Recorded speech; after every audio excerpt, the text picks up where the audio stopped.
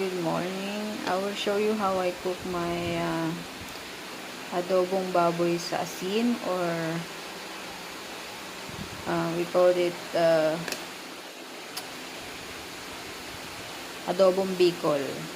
So ayan, we have this pork. Marinate ko na siya sa garlic, pepper, and suka with salt. And I also have this onions, ginger, at saka pepper. So, mas gusto ko kasi ma-pepper talaga and maraming onion. So, ayan, ano na ako ng kawali para gisa muna natin siya. And now, let's put oil.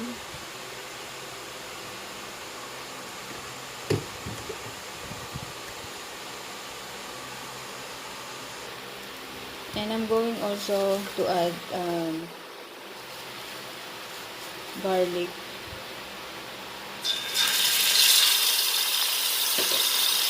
I'm going to put the ginger and the onions.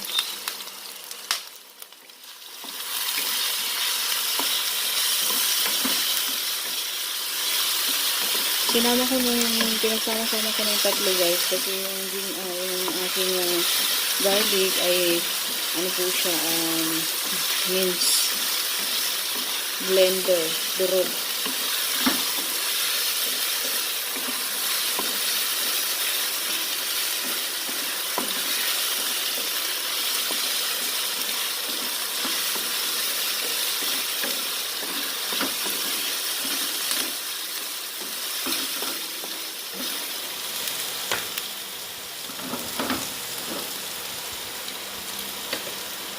Now, we're going to add the pork. Meron tong isang buo, guys. Hindi ko hiniwa yung isang buong lempo.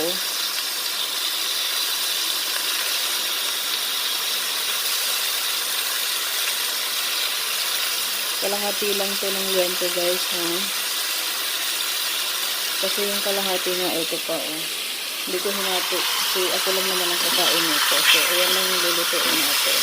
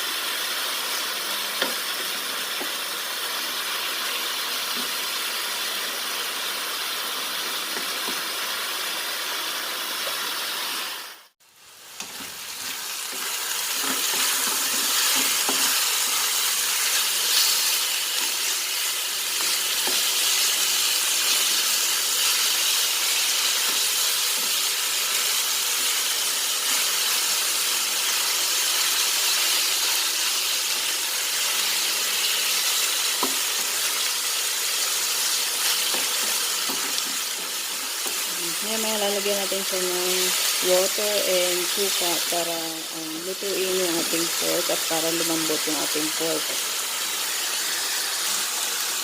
And now we're going to add the water.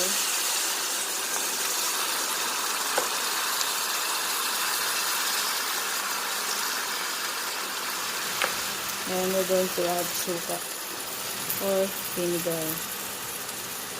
Ayan.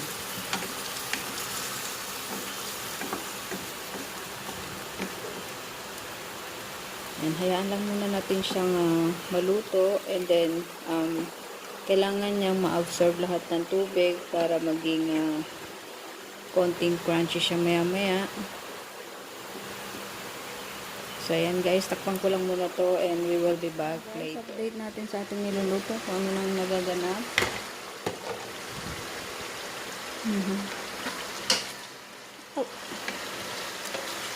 Kaya hininaan ko yung apoy niya para slow cook lang yung ating magiging ating baboy. So, ayan lang natin silang magmantika dyan. And kailangan ma-dry up na yan para mantika na lang yung matitira nila. So, ayan guys, we will be back.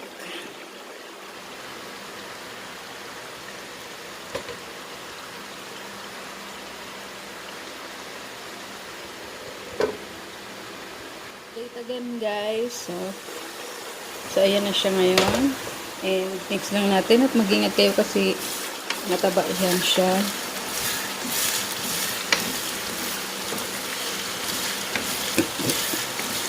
Excuse me. Katapos ko lang kasi magkapi-kapi. Ay, spicy ka na ng anak ko. So, ayan. Parang ipa-fried lang natin siya. Naka-low heat lang siya, guys, para hindi agad-agad siya brown up. Yan, hayaan lang natin ulit siya dyan. Adobo yan siya, guys, pero wala siyang toyo. Instead of toyo, yung ilalagay nyo, asin. So, dahil dyan, maglalagay na tayo ng asin dahil nakalimutan ko. So, ayan.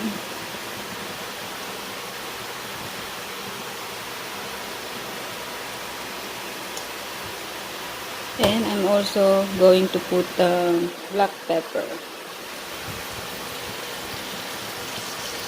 Yung sili kanina guys na nahulog galing dun sa vinegar, dinurog ko na siya.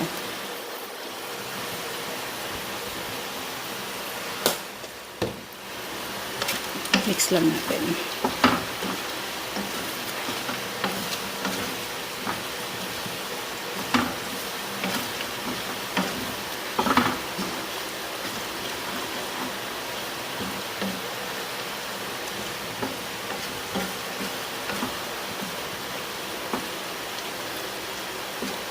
At alam nyo ba na yung mga sibuyas na yan at saka yung mga ginger na yan kapag natutoast, ang sarap-sarap kainin.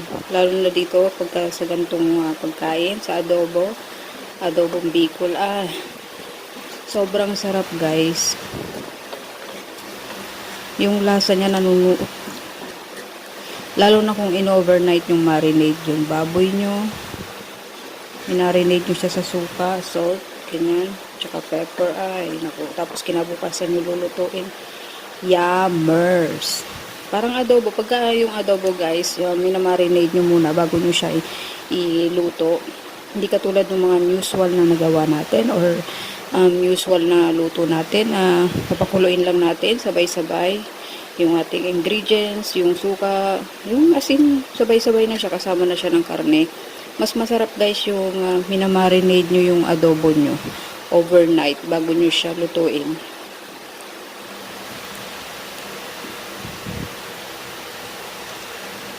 So, ayan. Iba-brown lang natin sila.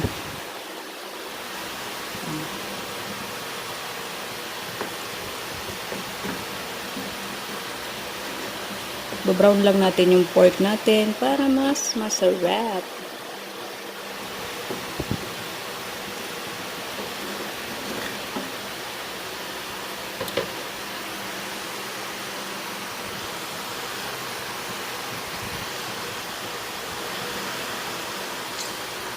Balikan na natin at tingnan. Oh, okay na yan. Okay na siya. Brown na sila. So, ayan. Tanggalin na natin siya, guys. Ayan. Dapat ganyan lang yung kulay niya. Ayan. Hindi yan sunog, guys. Ganyan talaga yung adobong bicol. Medyo brown siya pagka niluluto. Balikan ko kayo pagkasalin ko sa plate. So, ayan guys. Ayan na yung ating adobong bicol. Ayan. Diba? Ito yung kanyang mga onions and garlic and kanyang ginger. Alam nyo guys, masarap yan sa karne. Yan. Hindi yan tutong, pero ganyan talaga yung kulay niya. Try nyo rin sana magluto ng adobong bicol or adobo sa asin. So, ayan guys. Mamaya titikman natin siya para malaman nyo how it tastes. So, ayan.